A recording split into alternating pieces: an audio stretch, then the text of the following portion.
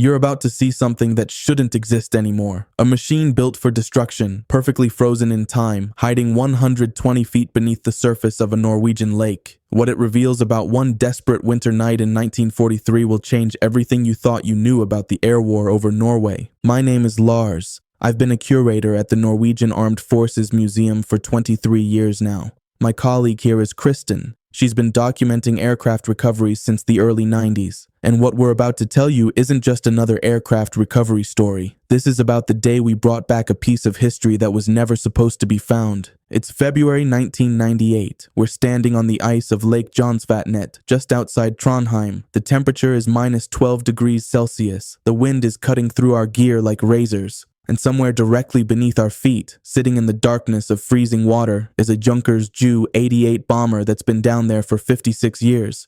But here's what nobody tells you about recoveries like this. We didn't just find an airplane that day. We found a time capsule. We found a story that had been sealed away in cold fresh water, preserved so perfectly that when we finally got it to the surface, it looked like it had crashed last month, not in 1943. Let me take you back to how this whole thing started. Because the story of this aircraft doesn't begin with us. It begins on a winter night during World War II, when Norway was under German occupation and the skies above Trondheim were anything but safe. The Junkers Ju-88 wasn't just any bomber.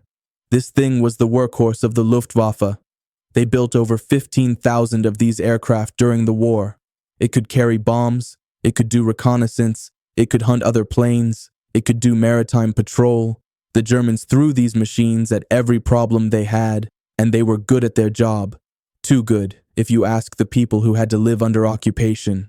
This particular aircraft, the one sitting at the bottom of Jonsvatnet, was operating out of one of the German air bases near Trondheim in early 1943. Now, Trondheim wasn't just some random location. This was strategic territory. The Germans had turned the city into a major naval and air base. They had U-boats there. They had fighter squadrons. They had bombers. They were using Trondheim as a staging point for operations all across northern Norway and out into the Atlantic. The crew that night was 4 men: pilot, navigator, radio operator, gunner, all German, all Luftwaffe, all probably in their early 20s. We don't know their exact mission that night. The records were lost or destroyed. But what we do know from the wreckage analysis is that something went catastrophically wrong. Maybe it was mechanical failure. Maybe it was weather. February in Norway is brutal. Low visibility, ice forming on the wings, wind that can throw an aircraft around like a toy. Maybe it was damage from anti-aircraft fire. The Norwegian resistance was active around Trondheim. The British were running bombing raids on German positions. The skies were hostile. Whatever happened, the aircraft went down hard into Lake Jonsvatnet. The impact would have been tremendous. This wasn't a gentle landing. This was a high-speed collision with water that might as well have been concrete. The crew didn't survive. Their bodies were never recovered from the lake. They became part of the story that sank into the darkness and stayed there for more than half a century. Now here's where it gets interesting from our perspective as historians and curators, because for 56 years, that bomber just sat there, undisturbed, untouched, perfectly preserved by the cold, fresh water of the lake. And this is crucial to understand. Salt water destroys aircraft. It corrodes metal. It eats through aluminum. It turns everything into a mess of rust and decay. But freshwater, especially cold freshwater like you find in Norwegian mountain lakes, it's different. It slows down everything. The decomposition, the corrosion, the breakdown of materials. It essentially freezes things in time. Local people knew something was down there. There were stories passed down through families. Old fishermen would talk about the night they saw the plane go down. There were rumors. But Lake Jonsvatnet is deep. It's cold. And in 1943, nobody had the technology or the resources to go looking for a crashed German bomber. The war was still raging. People had bigger problems. The decades passed. The war ended. Norway rebuilt. The German bases were abandoned or repurposed. Trondheim became a thriving modern city again. And the bomber became a ghost story. Something people talked about but nobody really believed anymore. Until the mid-90s, when a group of local divers started exploring the lake. These weren't military divers or professional salvage teams. These were hobby divers, people who explored Norwegian lakes and fjords for fun. And one day, they found it. Sitting upright on the lake bottom, almost perfectly intact, was a Junkers Ju-88. The divers contacted the local authorities. The authorities contacted the military. The military contacted us. And suddenly, Kristen and I were driving up to Trondheim in the middle of winter to figure out if this was real and if it was possible to bring it up. The first dive we made to confirm the aircraft's condition was something I'll never forget. You descend through this murky green water, your visibility is maybe 10 feet on a good day, and suddenly this massive shape starts materializing out of the darkness. The wings, the engines, the glass nose of the bomber where the navigator would have sat, it's intact, almost completely intact. Kristen was the first one to actually touch the aircraft. She ran her gloved hand along the fuselage and later told me she could feel the rivets, the panel lines, everything.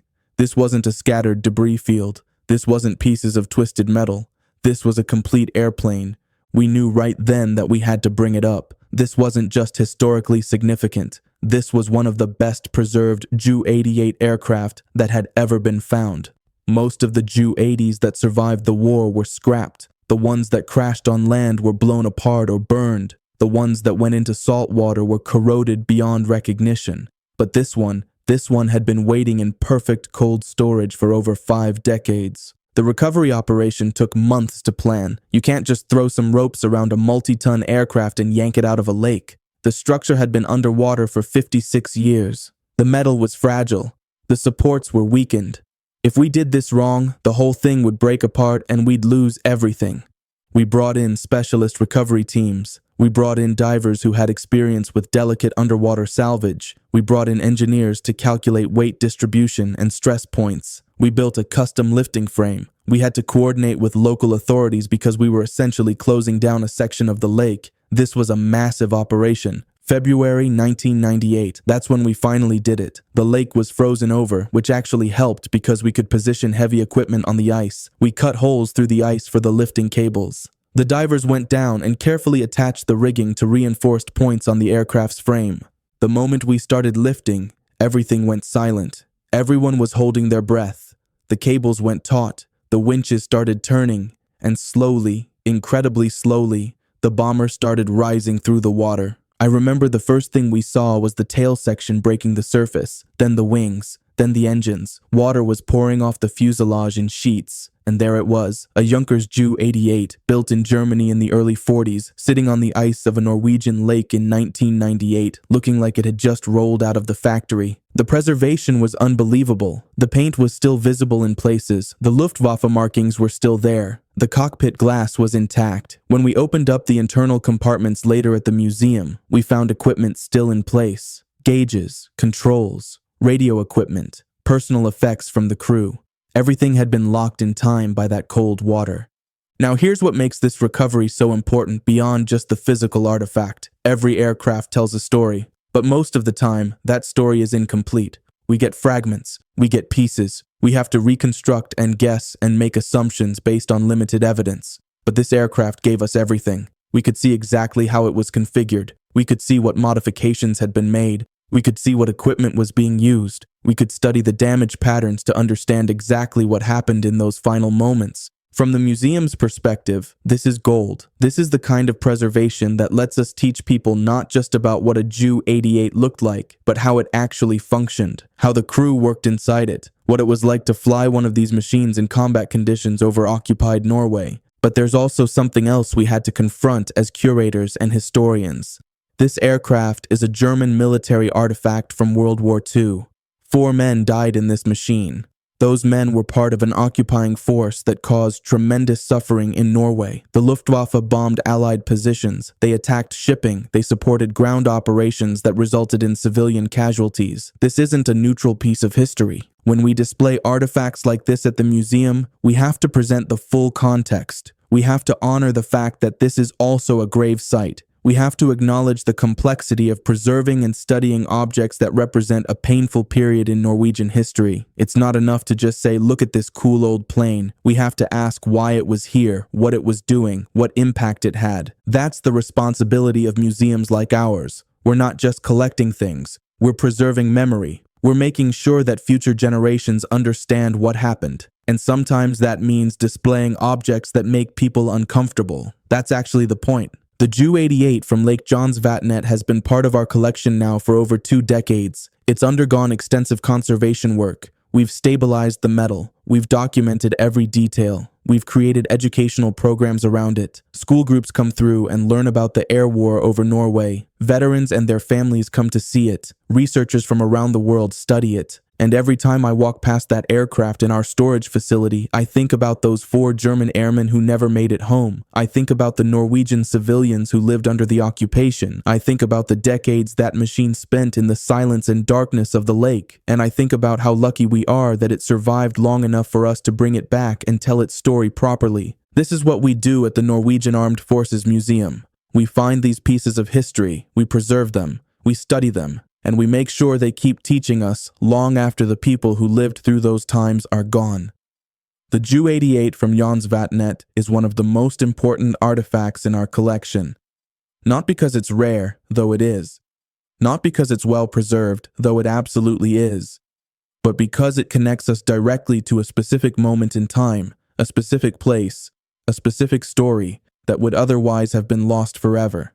That's the power of preservation. That's why we do what we do, and that's why an aircraft that spent 56 years at the bottom of a Norwegian lake is now one of the most studied Ju-88 bombers in the world. If you want to see more stories like this, hit subscribe.